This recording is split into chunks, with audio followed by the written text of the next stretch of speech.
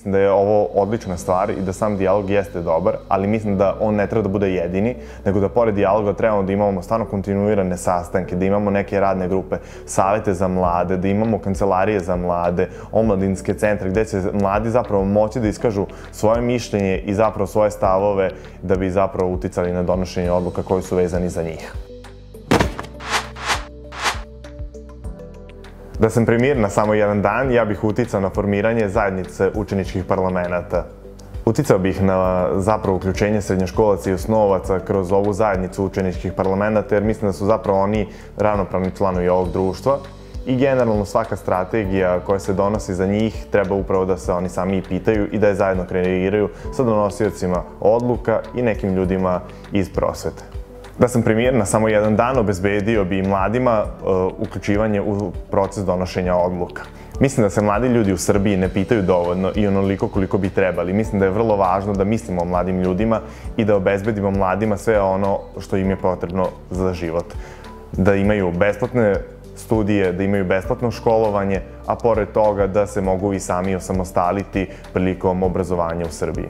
Da sam premijer na samo jedan dan, pozabavio bi se unapređenjem obrazovnog sistema. Mislim da je ova tema veoma važna za mlade ljude u Srbiji, jer upravo obrazovanje je broj 1 i znanje je moć. Pored ovoga treba da uključimo što više neformalnog obrazovanja, jer zapravo preko neformalnog obrazovanja mladi upravo stiču neke praktične veštine koje zapravo nemaju u formalnom obrazovanju. Samim ovim aktivizmom koji je zapravo prisutan poslednje negde 2 godine, upravo želim da pokažem da mladi ljudi nisu samo neko ko treba da bude deo obrazovnog sistema i trebaju samo da uče. Mislim da pored toga mladi ljudi su fantastični i da mladi ljudi puno pružaju ovom društvu i mislim da kada uključimo mlade ljude mogu puno da doprinesu. I pored toga mislim da su mladi ljudi pokretači društva i pokretači promena i pored toga mladi kada se uključe i kada čine jednu zajednicu uradit će svašta nešto. Moja motivacija je negde krenula zapravo kad sam učestvovao u jednom projektu gde sam se angažao preko učeničkog parlamenta i onda sam zapravo video koliko neke organizacije zapravo žele da pitaju mlade ljude. Onda sam se posle toga zapravo i uključio u te organizacije i video zapravo da mogu sam i da doprinesem. Posle nekoliko godina sam i shvatio da mogu da doprinesem ne samo u mom gradu, nego da mogu da doprinesem i na nacionalnom nivou. Tako da sam negde začetnik obrazovanja, odnosno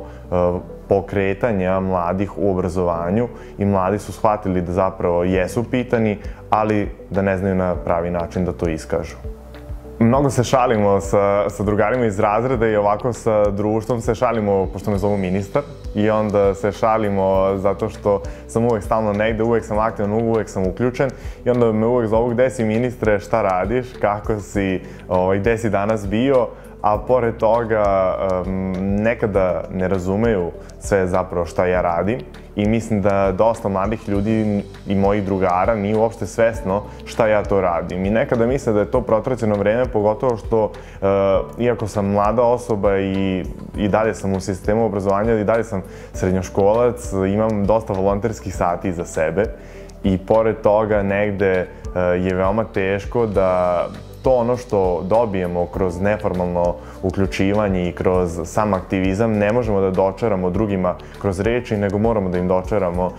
kad bi se i oni zajedno sa nama uključili. Mislim da je to vrlo važno, ali ima opet i onih mladih ljudi koji su uključeni i koji zapravo razumeju celu poentu i celu svrhu gde zapravo uključivanje dovodi mlade ljude do nekih veoma lepih rezultata, do nekih veoma važnih institucija gde zapravo se mladi čuju. Ali pored toga, moji drugari nisu uopšte svesni zapravo šta donosi ovo uključivanje. Mislim da je to vrlo važno napomenuti i da negde sa druge strane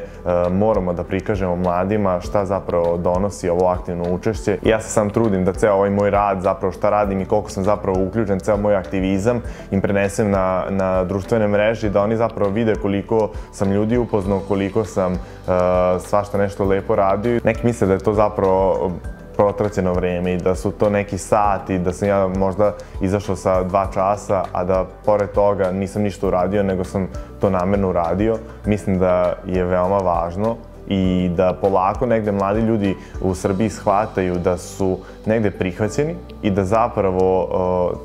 ceo aktivizam i celo aktivno učešće mladih je veoma važno. Tako da negde polako sve više i više mojih drugara se uključuje i oni koji su rekli da nikada ne bi volontirali su zapravo krenuli da volontiraju, su zapravo shvatili kakve vrednosti im donosi. Mnogo je velika razlika zapravo između mojih drugara i zapravo roditelja, profesora, ljudi koji me jednostavno poznaju. Velika je razlika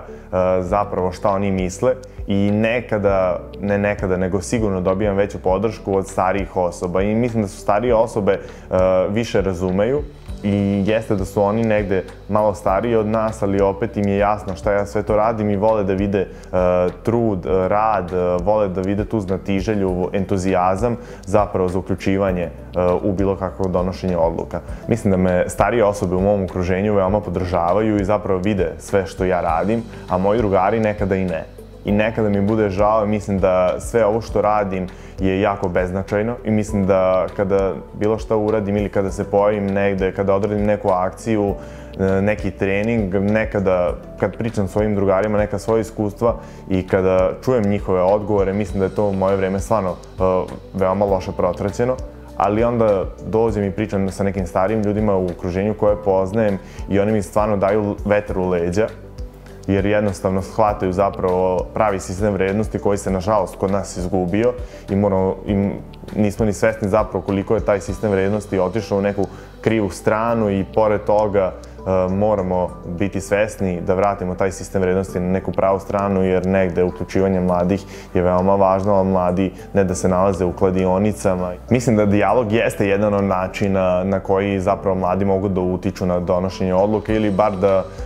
budu zajedno tu sa donosiocem odluka, odnosno sa premijerkom, i mislim da je ovo odlična stvar i da sam dijalog jeste dobar, ali mislim da on ne treba da bude jedini, nego da pored dijaloga trebamo da imamo stvarno kontinuirane sastanke, da imamo neke radne grupe, savete za mlade, da imamo kancelarije za mlade, omladinske centre gde će mladi zapravo moći da iskažu svoje mišljenje i zapravo svoje stavove da bi zapravo uticali na donošenje odluka koji su vezani za njih. Mislim da je negdje ključno da zapravo institucije budu otvorene, a ne da budu zatvorene kao što je trenutno stvar. Mislim da mladi ljudi trebaju svakog dana da znaju da su im otvorena vrata svih institucija, a ne da mole po nekoliko meseci da bi zapravo dobili ili zamolili da dobiju neki sastanak ili neku odluku koja je važna za njih, koja se tiče njih, bude tek tako ostavljena sa strane i bude rečeno da je to samo neki običan papir. Moje očekivanje od dijaloga jeste upravo da nas premijerka sluša, da donesemo neke veoma važne odluke što se tiče mladih, da ne budu institucije zatvorene kao što jesu, nego da stvarno dođemo do toga da institucije budu otvorene. I pored toga ne bi stavio dijalog na 24. februar jer mi je tad rođendan.